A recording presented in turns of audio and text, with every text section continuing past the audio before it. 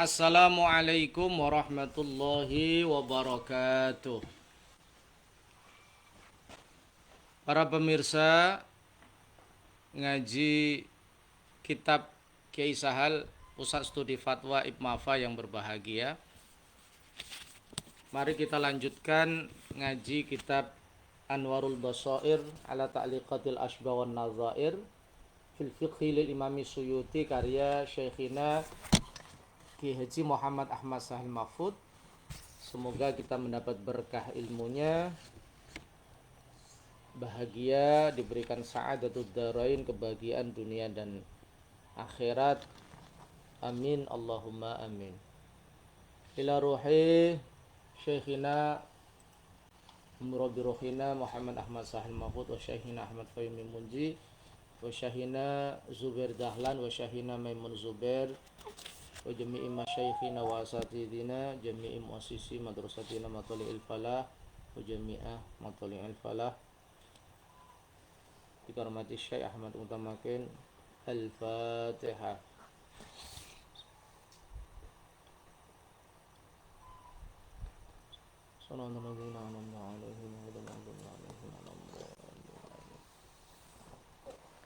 Bismillahirrahmanirrahim. Kita buka masih muqaddimah, meneruskan kemarin. Bismillahirrahmanirrahim.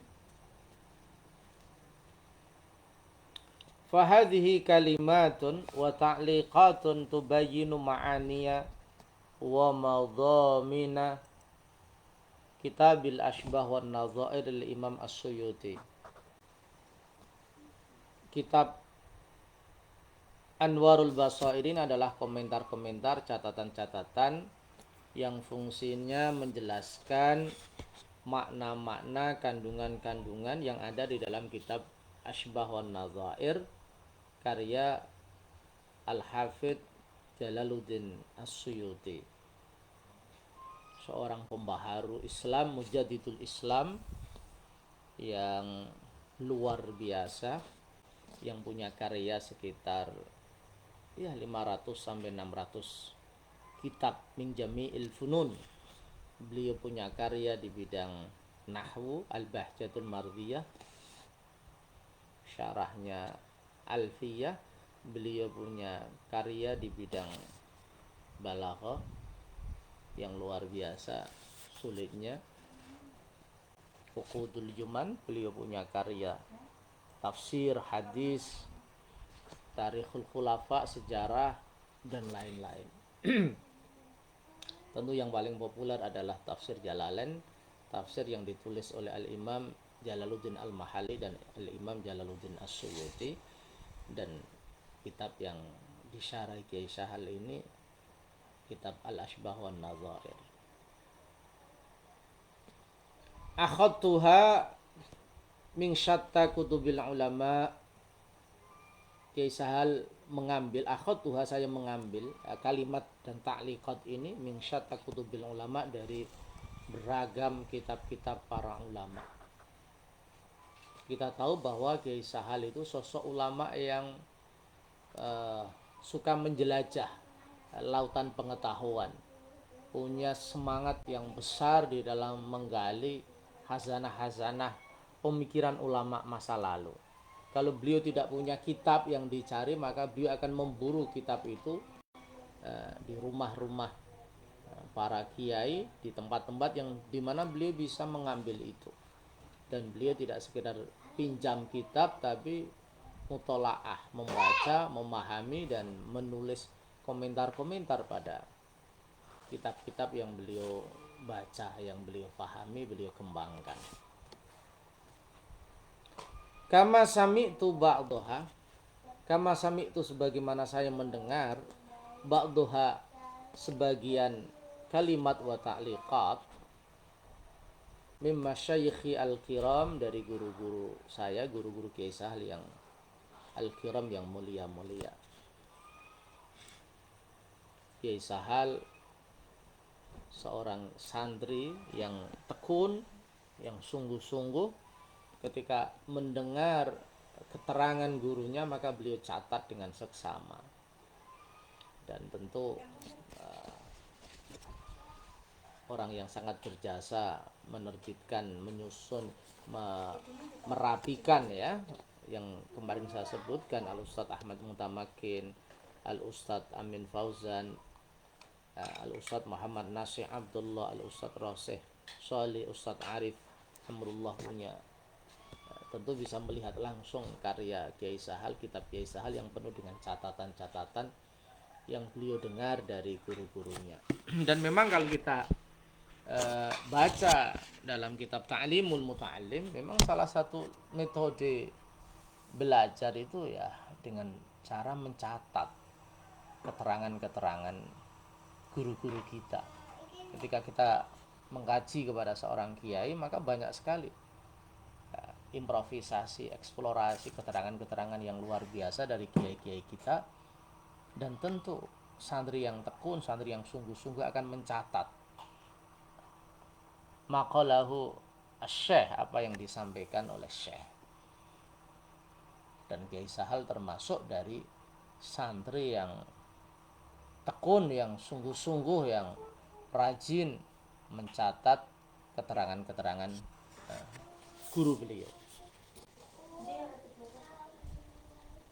Wala siyama, terutama min syaikhi al-allamah wa umdati al-fahama Al-Kiai Zubair bin Dahlan As-Sarani. Lebih-lebih terutama dari guru utama beliau yang menjadi pegangan beliau, yaitu Kiai Zubair bin Dahlan As-Sarani. Sesuai dengan riset yang saya lakukan ya, secara sederhana, ulama kajen ini pada awalnya banyak berguru kepada Hadratus Syekh Kiai Hasyim Asy'ari ketika beliau masih hidup. Ada abahnya Kiai Sahal ini, Syekh Mahfud, setelah dari Mekah kemudian berguru ke Tebu Ireng. Ada Kiai Haji Abdullah Zain Salam, paman dari Kiai Sahal ini, adik dari bapaknya, juga belajar di Tebu Ireng. Ada Kiai Muzayyin, ada kalau di Pati ini ada Kiai Suyuti Abdul Qadir, ada Kiai Muhammadun Abdul Hadi, banyak sekali. Jadi markazul ilmi, pusat pengetahuan pada saat Hadratus Syekh masih sugeng itu adalah Tebu Ireng, sehingga ulama-ulama, putra-putra ulama, putra-putra Kiai Kajen juga tolabul ilmi di Hadratus Syekh Kiai Hasyim, termasuk Kiai Tahir Nawawi, abah dari Kiai Mu'ad Tahir, juga belajar dari Hadratus Syekh Kiai Hasyim Asy'ari. Nah, pasca mundurnya, wafatnya Kiai Hasyim Asy'ari, saya melihat banyak ulama-ulama kajen khususnya yang kemudian meneruskan studinya di pondok pesantren sarang di bawah bimbingan para kiai, wabil khusus Kiai Zubair Dahlan, termasuk guru kami Kiai Haji Ahmad Fahimi Munji, juga selama 9 bulan setelah dari kajen belajar di sarang.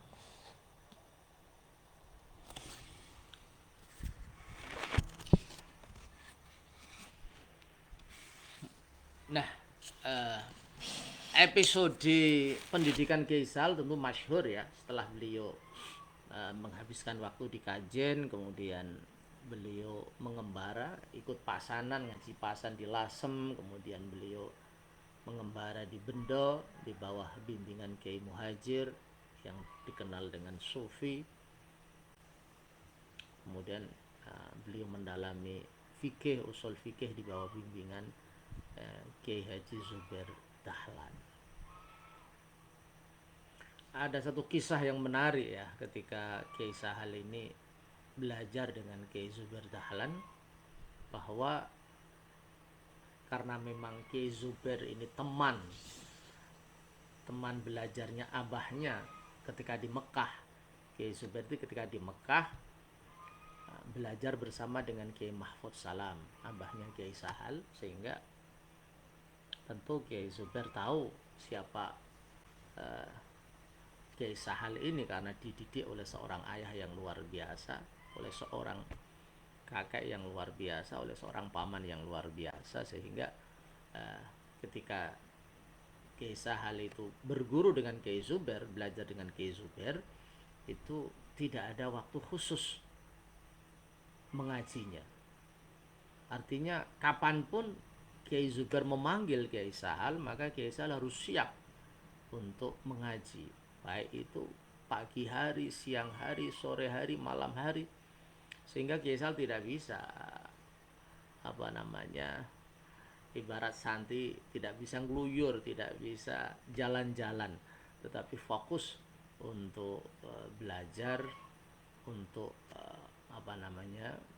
mengambil mutiara-mutiara pengetahuan dari Kiai Zubair. Dan Kiai Sahal termasuk santri yang di samping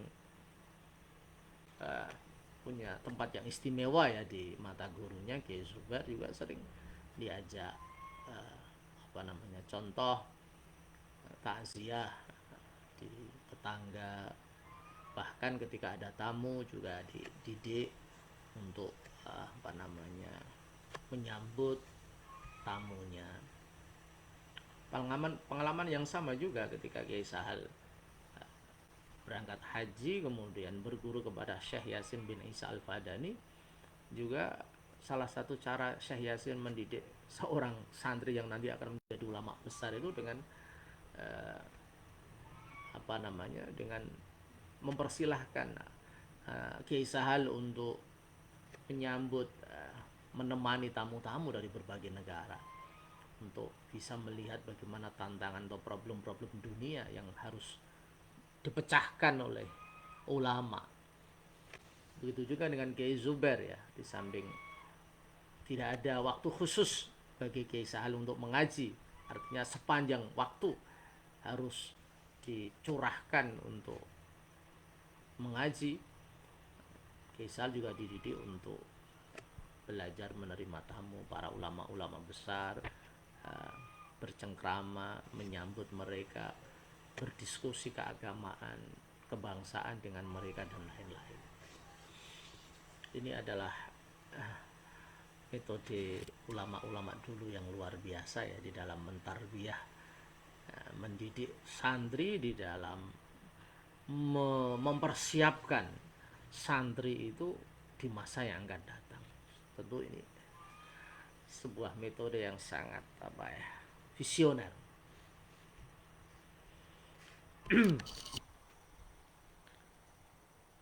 Ja'altu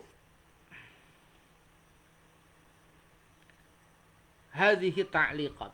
Saya ingin kita coba kilas balik tentang Kiai Zubair ini, seorang ulama istimewa ini. Ada buku karya Amirul Ulum Kiai Zubair Dahlan, kontribusi Kiai Sarang untuk Nusantara dan dunia Islam. Di dalam buku ini dijelaskan bahwa Kiai Zubair Dahlan, guru utama Kiai Sahal, itu ketika di Mekah berguru dengan ulama-ulama besar ya. Ada Syekh Sa'id Al-Yamani, kemudian ada Syekh Hasan Al-Yamani,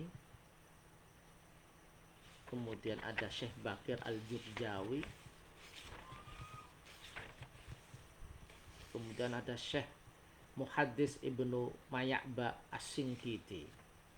Ini guru-guru utama Kiai Zubair.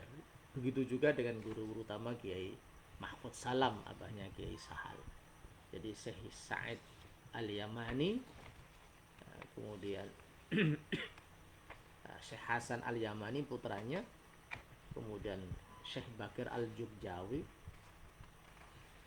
kemudian Syekh Ibnu Maya'ba As-Sinkiti. Dengan Syekh Sa'id Al-Yamani,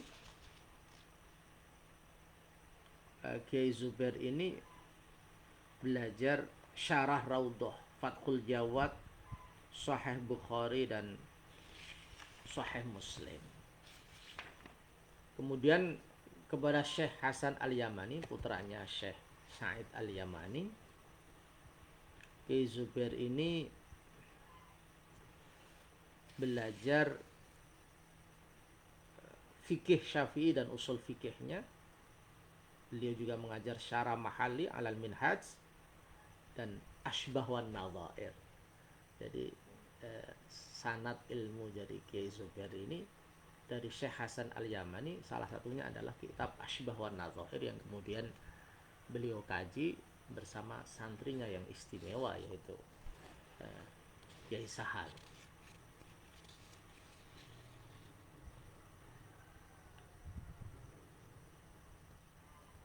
Kemudian yang sering kita dengar dari Kiai Sahal, salah satu guru dari Syekh Zubair adalah Syekh Bakir Al-Jubjawi. Masya Allah. Syekh Bakir Al-Jubjawi ini adalah seorang pengajar di Masjidul Haram. Beliau berasal dari Jogja, masih keturunan Kesultanan Mataram Amangkurat IV. Dia termasuk murid andalan dari Syekh Mahfud At-Tarmasi, Syekh Khatib Al-Minangkabawai dan Wali Zambil. Dan Kiai Zubair belajar kepada Syekh Bakir Al-Jubjawi ini banyak disiplin ilmu. Salah satunya adalah tafsir Jalalain dan syarah Al-Mahalli. Sanad keilmuan fikih Syafi'i Kiai Zubair Dahlan bersambung hingga ke panggalnya Imam Syafi'i. Al-Jubjawi meriwayatkan dari Syekh Mahfud At-Tarmasi. Jadi Syekh Bakir Al-Jubjawi ini dari Syekh Mahfud At-Tarmasi, Syekh Mahfud dari Sayyid Abu Bakar Ibnu Muhammad Syato Al-Makki, dari Sayyid Ahmad Zaini Dahlan, dari Syekh Utsman bin Hasan Ad-Dimyati, dari Syekh Abdullah bin Hijazi Asy-Syarqawi, dari Syekh Muhammad bin Salim Al-Hafni, dari Syekh Ahmad Al-Khulaifi, dari Syekh Ahmad Al-Bibishi, dari Syekh Sultan bin Ahmad Al-Mazahi, dari Syekh Ali Az-Ziyadi, dari Syekh Ahmad bin Hajar Al-Haytami, Masya Allah, dari Syekhul Islam Zakaria Al-Ansari, dari Syekh Jalaluddin Al-Mahalli, Masya Allah, dari Syekh Wali Ahmad bin Abdurrahim Al-Iraqi, dari Syekh Abdurrahim bin Husain Al-Iraqi, dari Syekh Sirajuddin Al-Bulqini, dari Syekh Alauddin Ibnul Attar, dari Imam Yahya An-Nawawi, dari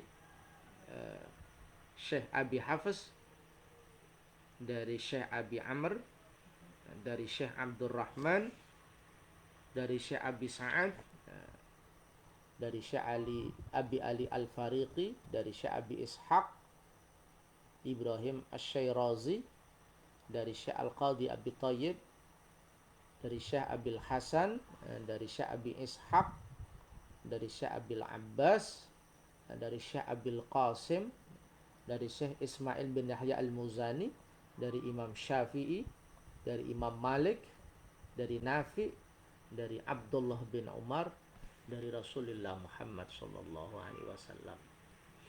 Jadi bagi kita santri-santri Kiai Sahal harus memahami sanad beliau dari Syekh Zubair Dahlan.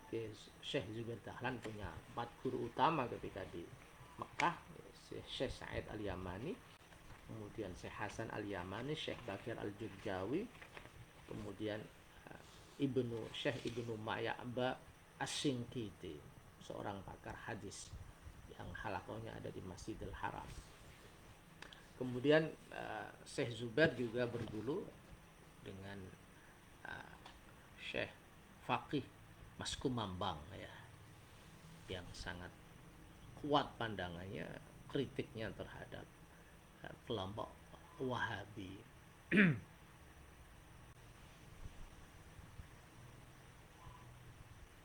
Ini Syekh Zubair Dahlan yang dalam tulisan Kiai Sahal ini Syekhi Al-Allamah, guruku yang sangat alim, wa umdati al-fahamah, pegangan ilmuku yang pemahamannya luar biasa. Al-Kiai Zubair bin Dahlan As-Sarani, seorang ulama yang melahirkan ulama-ulama besar ya pada masanya.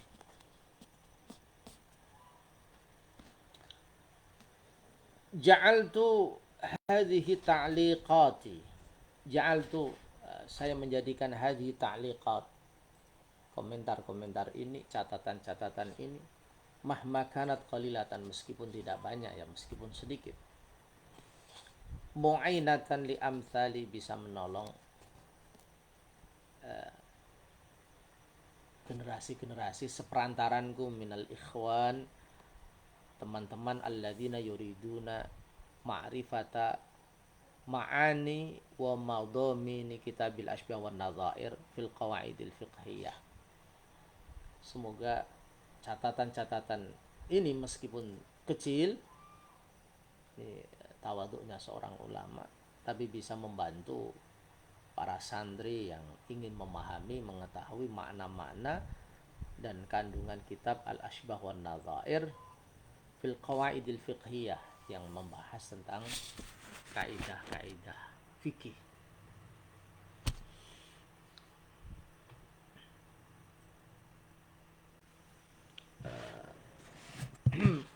Saya sendiri belum pernah ya belajar ngaji Kiai Sahal kitab Ashbah wan Nadhair.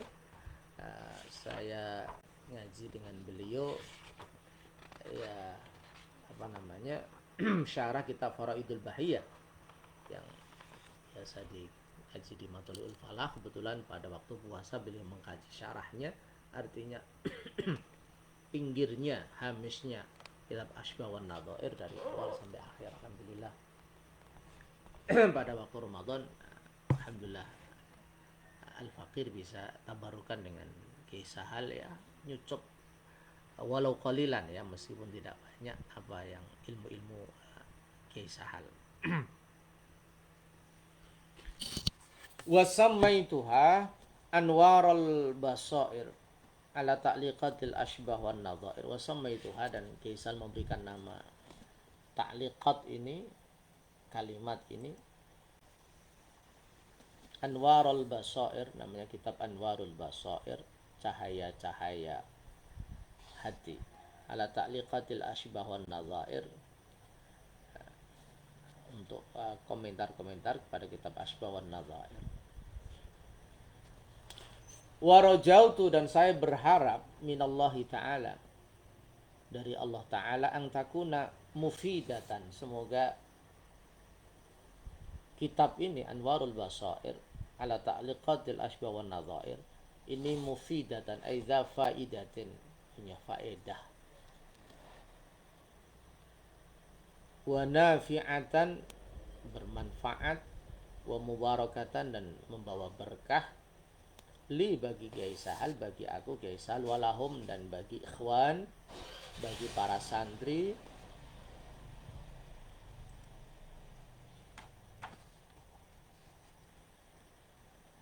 kama rojautu, sebagaimana saya berharap, mimmanit tola'a alaiha, dari para santri, bagi para pengkaji yang serius memutola'ah, melihat, mengkaji pada kitab Anwarul Basair ini, ayyusliha kullama ra'ahu min hafasidan au khoto'an, untuk mengkoreksi, memperbaiki semua yang dilihat yang kurang baik, yang salah atau yang fasid, ghairu sahih, maksudnya yang tidak benar. Wa yusawwibahu bikulli ikhlasin, dan membenarkannya, membetulkannya dengan penuh keikhlasan. La ma'al laumi wal itab, tidak mencela, mencerca dan sejenisnya. Ini sebuah ketawaduan dari seorang kiai ya, bagaimana Kiai Sahal mempersilahkan bagi para pengkaji, bagi thalibul ilm yang mengkaji karya ini, untuk memberikan perbaikan demi perbaikan. Jika ada yang kurang benar, jika ada yang kurang sempurna, tapi dengan motivasi yang baik, at-taswif bil ikhlas, memperbaiki kesalahan dengan tujuan menggapai ridho Allah, karena al-ikhlas al-amal lillah, beramal karena Allah, bukan untuk melecehkan, bukan untuk merendahkan, bukan untuk mencaci maki. La ma'al laumi wal itab, ya, tidak mencela, tidak mencerca, Dan ini adalah panggung dunia intelektual yang terbuka. Kita mengamati ulama-ulama kita zaman dulu itu dari karya yang besar, kemudian diringkas, kemudian disyarai, dan begitulah ada dinamisasi keilmuan, ada dinamika keilmuan yang berjalan secara dinamis. Ada kitab Nihayatul Matlab, ini yang di belakang saya, karyanya Imam Haromen. Kemudian Imam Ghazali meringkas. Ada Al-Basit, ada Al-Wasit, ada Al-Wajiz, ada Al-Khulasa.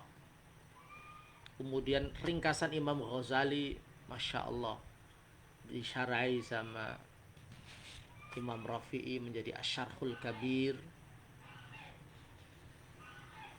Asyarhul Kabir kemudian diringkas lagi oleh Imam Nawawi menjadi Raudhatul Talibin.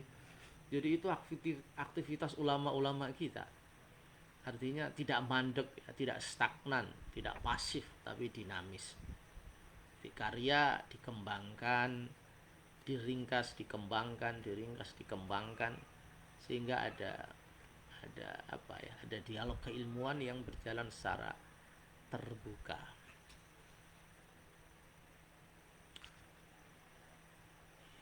Tentu kita berharap seperti itu ya para santri sekarang ini. Artinya mengkaji ulama-ulama zaman dulu dengan penuh penghormatan atas jasa-jasa keilmuan yang diwariskan ulama-ulama zaman dulu, tapi juga dikembangkan dengan bentuk syarah, dalam bentuk ikhtisar, diringkas, bahkan dalam bentuk nazaman, seperti Syekh Syarafuddin Al-Amriti itu dari takrib kemudian dibuat nazaman tadribut at-tadrib, dari karya usul fikih Imam Haromen yang Al-Waraqat itu menjadi Tashilut Turuqat, itu dari Jurumiyah menjadi nazaman Jurumiyah Imriti. Jadi disyarai dikembangkan, diringkas, kemudian dikembangkan lagi, kemudian dibuat nazaman. Ini adalah intellectual exercise ya. Ini adalah pergulatan intelektual yang not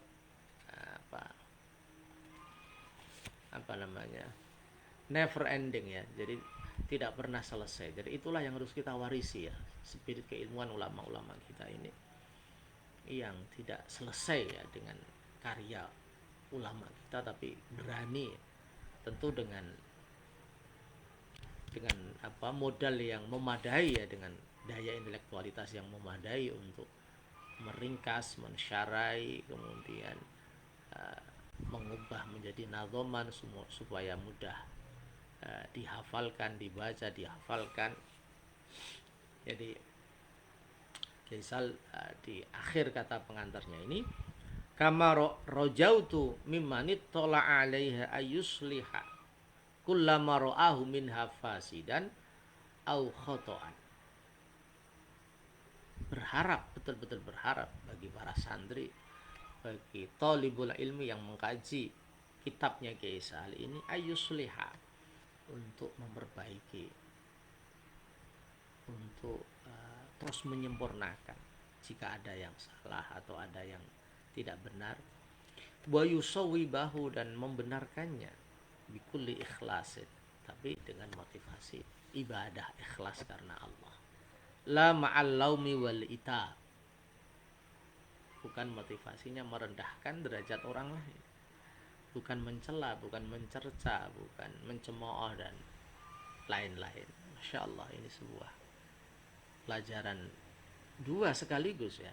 Satu, dinamisasi keilmuan pemikiran supaya kita generasi penerus ini berani berkarya ya, karena berkarya itu butuh mental, karena saking tawaduknya itu kemudian keilmuan menjadi pasif, tapi juga butuh etika,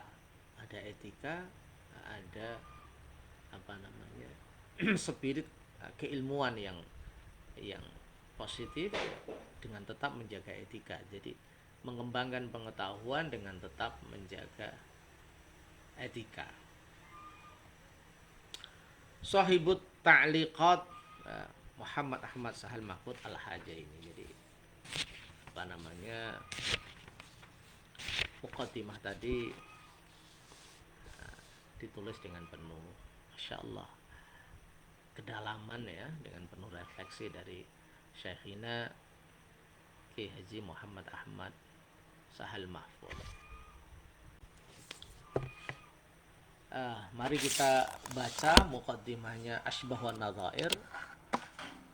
Kita belajar ya pelan-pelan karena pengajian ini tidak tabarukan, pengajian ini tidak model pesantren, artinya dibaca dengan runtut, dibaca dengan sistematis, tetapi tematik, artinya kita membahas sesuai dengan tema-tema yang menarik atau bab-bab yang menarik, yang apa namanya, yang tentu kita pilih yang mungkin ada relevansi ya dengan dunia keilmuan dan tantangan sosial saat ini.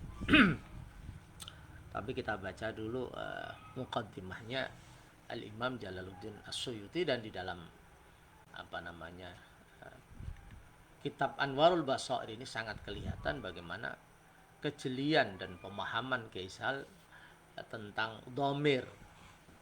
Nah, menurut para kiai salah satu ciri orang alim itu ketika bisa mengembalikan dhamir.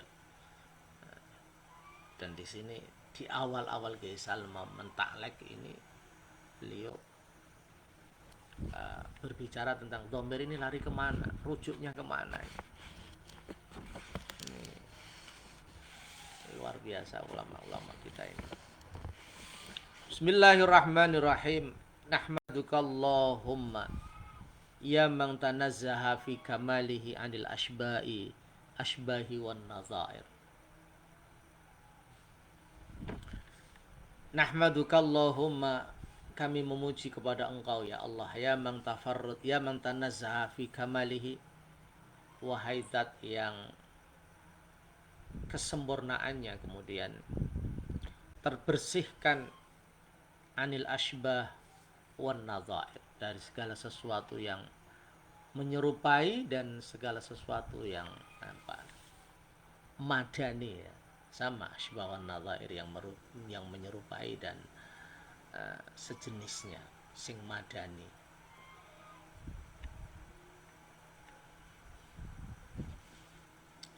Imam Jalaluddin As-Suyuti mengawali ini dengan jumlah fi'liyah nahmaduka, dan banyak kitab-kitab yang memulai dengan jumlah ismiyah alhamdulillah. Ya memang ada perbedaan ya dalam kajian balaghah antara jumlah ismiyah dengan jumlah fi'liyah. Kalau jumlah fi'liyah itu punya fungsi taqyid dan tajdid. Jadi ada menunjukkan waktu satu, yang kedua at-tajdid, ada tantangan untuk selalu memperbaharui. Wa kaunuhu fi'lan falit taqyidi bil waqti ma'ifadati tajdid. Tapi kalau kebiasaan kitab itu kemudian pakai jumlah ismiyah itu alhamdulillah itu wa kaunuhu husman litsubuti wad dawam wa qayyadu kal fi'ra yang ditam. Jadi kalau jumlah ismiyah itu punya fungsi litsubuti wad dawam, jadi menunjukkan makna tetap dan abadi, as-subut wad dawam. Tapi kalau nahmadukallahumma ini mendorong kita untuk selalu melakukan dinamisasi ya, tajdid, nganyar-nganyarake, selalu memperbaharui, selalu kontekstual, dan selalu melihat waktu, artinya sadar akan perubahan yang berjalan dengan cepat.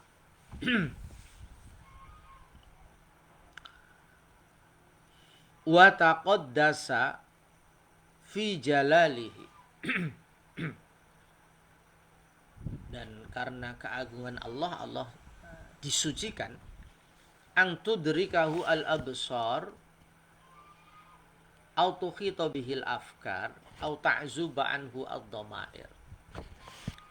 Karena keagungan Allah, maka Allah disucikan dari apa? Satu, tudrikahul absar. An itu antajawuz, artinya jauh, melewati, bi antajawuzan. Satu, tidak bisa ditangkap oleh mata biasa.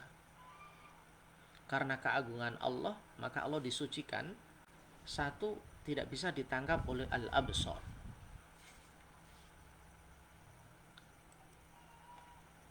La tudrikuhul absaru wa huwa yudrikul absar. Dalam Al-Quran, Allah tidak bisa ditemukan, ditangkap oleh mata-mata biasa.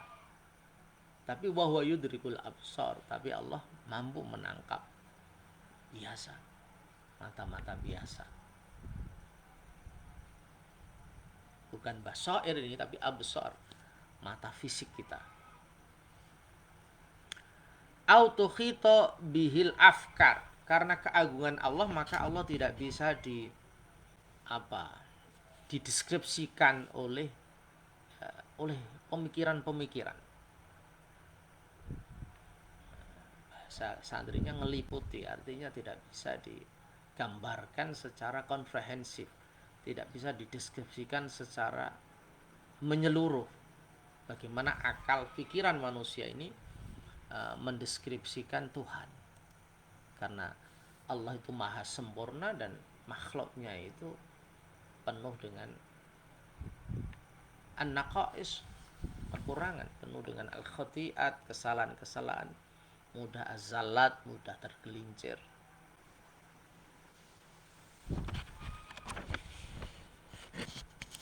Au ta'zuba anhu, di sini an tudrika.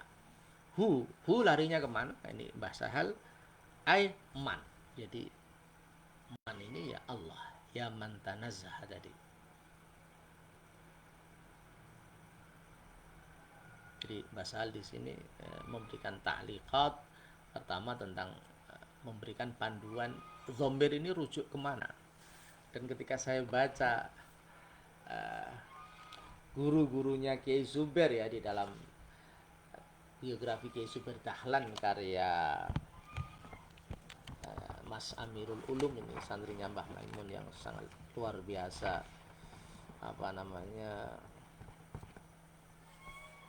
produktifnya ini salah satu guru Kiai Zubair, Syekh Hasan Al-Yamani itu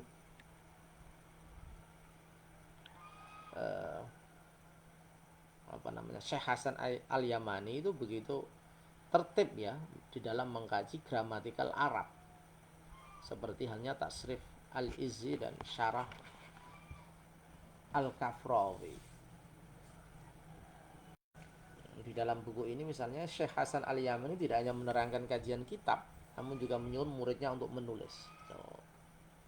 Kiai Zubair termasuk santri yang diperintah untuk menulis, kemudian Syekh Hasan Al-Yamani memeriksa tulisan itu. Ia juga mengevaluasi, menamrin kemampuan Kiai Zubair Dahlan dengan disuruh untuk mengi'rabi lafaz. Contohnya misalnya marartu bi Zaidin dan lafaz daraba Zaidun amran. Jadi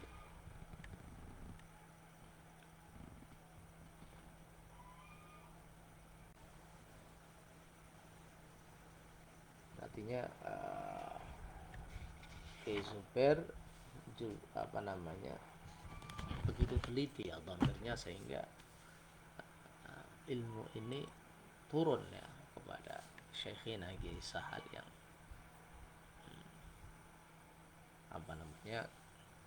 yang pertama kali membahas tentang dhamir ini lari kemana. Jadi antudrikahu di sini qauluhu antudrikahu aiman, yang bisa artinya aman itu Allah. Allah tidak bisa ditangkap oleh mata manusia biasa. Allah tidak bisa dideskripsikan secara komprehensif, secara menyeluruh oleh pemikiran-pemikiran makhluknya, au ta'zuba anhu ad-dhamair. Ta'zuba di sini maknanya samar. Artinya hati-hati manusia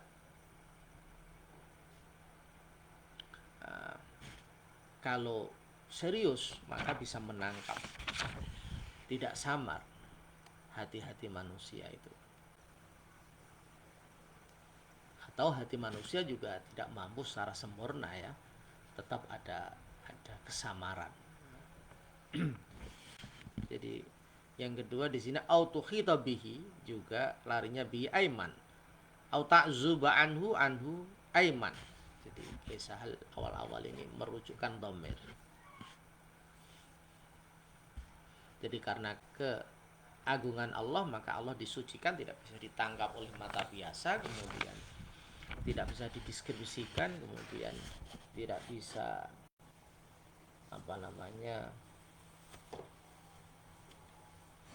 disamarkan oleh hati. Berarti ketika hati itu suci, berusaha untuk mendekatkan diri kepada Allah, menangkap sinyal-sinyal cahaya Allah, maka hati itu akan bisa menangkap eksistensi Allah dengan modal ad-dhamair, hati-hati manusia itu. Wa ta'azzara, ini ai ittasafa. Jadi kisah memberikan makna apa itu ta'azzara ai ittasafa. Dan bersifat man, artinya Allah itu bil kibriya, dengan kemahakuasaan. Kibriya, kesombongan maksudnya memang Allah yang berhak sombong, karena Allah itu malikus samawati wal ard, lillahi mulkus samawati wal ard. Jadi Allah punya dengan kibriya itu maksudnya supaya makhluknya jangan punya sifat itu, karena yang punya sifat kesombongan itu hanya Allah, makhluknya tidak boleh, karena Allah adalah al-khaliq yang menciptakan. Wa taradda ay ittasafa,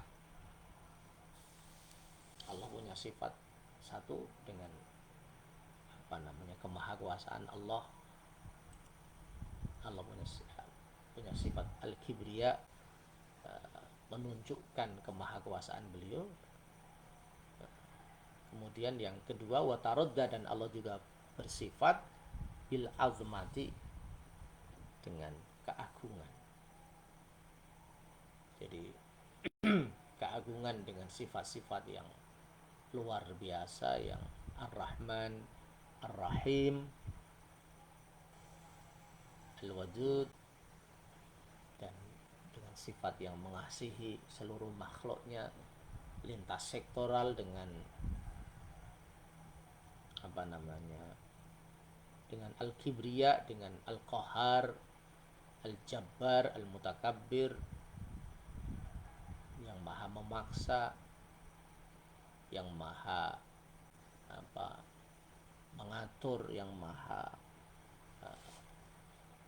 merajai semua hal.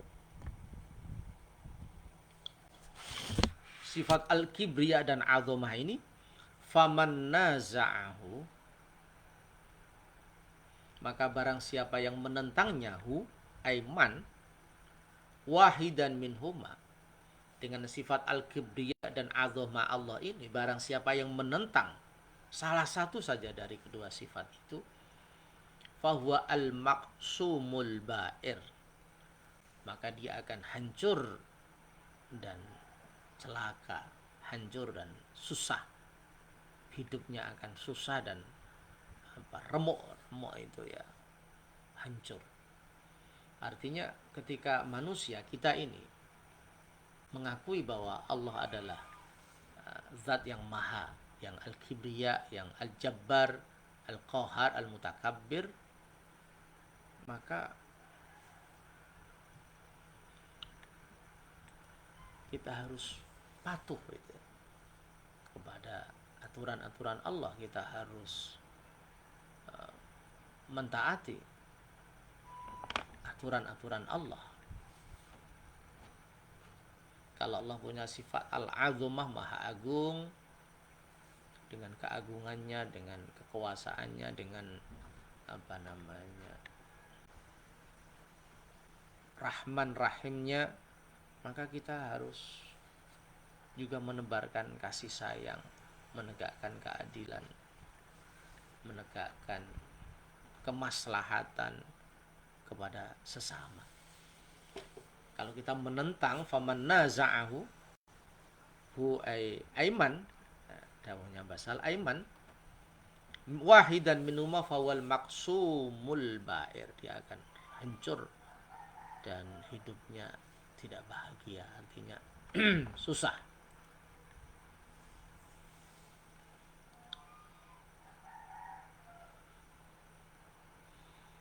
Wa ashhadu an la ilaha illa anta wahdaka la syarika lak. Wa ashhadu, dan kami bersaksi, alla ilaha illa anta, tiada Tuhan selain engkau, wahdaka, hanya engkau, la syarika lak, tidak ada yang menyekutukan Allah. Syahadatan, persaksian itu punya sifat syahadatan yaluhu alaiha lil ikhlasi amairu, sebuah persaksian yang tanda-tanda atau di sini tombo-tombo, solusi problem-problem, solusi-solusi semua masalah menjadi jelas dengan penuh keikhlasan, dengan penuh ketundukan. Jadi bersyahadat dengan Allah ini tidak syahadat yang formalitas, tetapi sebuah persaksian kita, kesaksian kita tentang eksistensi Allah ini yang membuat hati kita menjadi tunduk, yang menjadikan hati kita menjadikan Allah sebagai as-somadu, tempat bergantung segala hal, tempat untuk menyampaikan segala hal, menjadi obat bagi segala masalah. Yang kedua, wayab tahiju qailuha bi'adzamil basyairi yaumatublas sarair. Sifat syahadat yang kedua, wayab tahiju, dan gembira. Qailuha, yang mengucapkan syahadat itu. Apa qailuha? Dhamir qailuha ini ay syahadah, kata bahasa ay syahadah bi'adzamil basyair, dengan kabar-kabar gembira yang luar biasa, yaumatublas sarair, saat rahasia-rahasia manusia ini ditampakkan, saat sesuatu yang dipendam manusia ini ditampakkan, adanya pada saat yaumul qiyamah, yaumul hisab, pada saat perhitungan amal. Jadi Imam As-Suyuti ini mensifati syahadat yang baik adalah sebuah syahadat Allah yang kemudian menjadikan hati kita ini tunduk untuk patuh kepada Allah, menjadikan Allah sebagai tempat bergantung. Yang kedua, syahadat yang dengan syahadat itu akan membuat kita bahagia, gembira pada saat hari kiamat, karena kita memaknai syahadat itu sebagai bentuk ketundukan total ya kepada Rabbul Alamin, kepada Allah Subhanahu wa taala.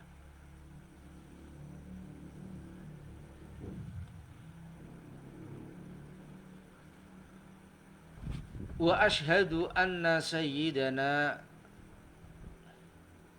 Muhammadan abduka wa rasuluka afdalu man nasaltahu min zuhuril amathili wa butunil harair wa arsaltahu li khairi ummatin ukhrijat linnas. Saya kira itu dulu pengajian kita yang kedua ini. Banyak sekali pelajaran yang kita petik, pelajaran bagaimana menghormati seorang guru, pelajaran bagaimana mengembangkan keilmuan seorang guru, pelajaran bagaimana kita berlatih untuk bersyahadat yang baik, bersyahadat yang tidak hanya sekedar formalitas lesan kita, tapi bersyahadat yang membuat hati kita menjadi tunduk kepada aturan-aturan Allah Subhanahu wa taala. Al-Fatihah. Demikian, kurang lebihnya mohon maaf. Wal afu minkum wallahul muwaffiq ila aqwamit thoriq. Assalamualaikum warahmatullahi wabarakatuh.